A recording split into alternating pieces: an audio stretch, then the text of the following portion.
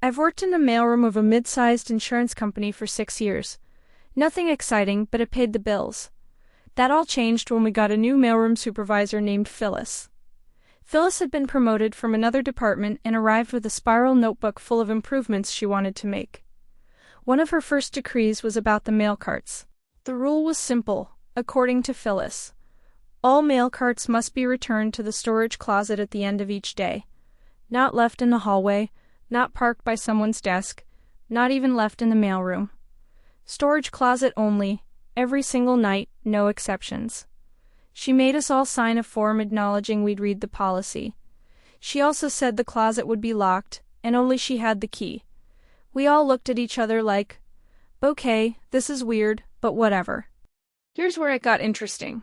Phyllis told us we couldn't leave any cart in the hallway overnight because it creates a liability. Fine, then she added we couldn't take carts into the mailroom either because it violates fire code. Okay, then she said we couldn't leave carts in the mailroom because someone might trip. At this point, I raised my hand. So, the only place we can put the carts is the locked closet, but that closet is also the only way to secure them? Phyllis smiled. That's correct. I nodded. Got it. For 3 weeks I followed the rule exactly. Every night at 4:55 I wheeled my cart to the closet, opened the door, pushed the cart inside, closed the door and left. The problem? The closet was tiny. It could fit exactly 4 carts, and there were 6 of us.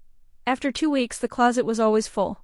People started having to leave carts in the hallway. But I never did. I just left them outside the closet door. Sometimes I'd stack packages on top of them. Sometimes I'd lean a cart against the wall. Technically, I never put a cart in the hallway. They were in the hallway all by themselves. Phyllis started leaving passive-aggressive notes.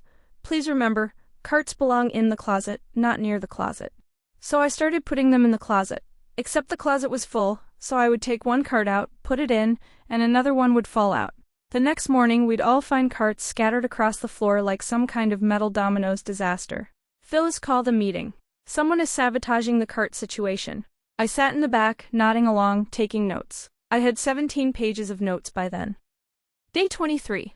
A major insurance package arrived for our biggest client, 3 boxes of documents, very time-sensitive. The courier had 2 carts, but our carts were locked in the closet, and Phyllis was in a meeting. I explained the situation to the courier and asked if he could wait. He said he had 3 more deliveries, so I did what any reasonable employee would do. I carried the boxes, all 3, for 20 minutes, up 4 flights of stairs. My back has never been the same. When Phyllis finally emerged from her meeting at 3 p.m., I approached her desk and asked very politely if we could discuss the cart situation. She said no, the policy was clear, and if I had a problem I could speak to HR. So I did.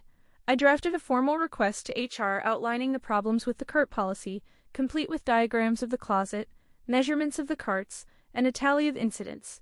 17 pages. HR called a meeting with Phyllis the next day. The meeting lasted 2 hours. When it was over, the VP of Operations came out looking confused. Phyllis came out looking furious. The new policy? Carts could be stored in the mailroom, but only in designated zones marked by tape on the floor, which Phyllis had to tape out herself every morning. She spent the next month doing nothing but measuring tape and reorganizing carts. She stopped supervising the mailroom so aggressively. I heard she transferred to a different department 6 months later. Sometimes I still see that closet door in my dreams. It's always closed, always locked, and there's always a cart just out of reach on the other side. But now, when I walk through the mailroom and see carts arranged neatly in their yellow zones, I feel something I can only describe as quiet satisfaction. I never broke a single rule. I just made sure the rules broke themselves.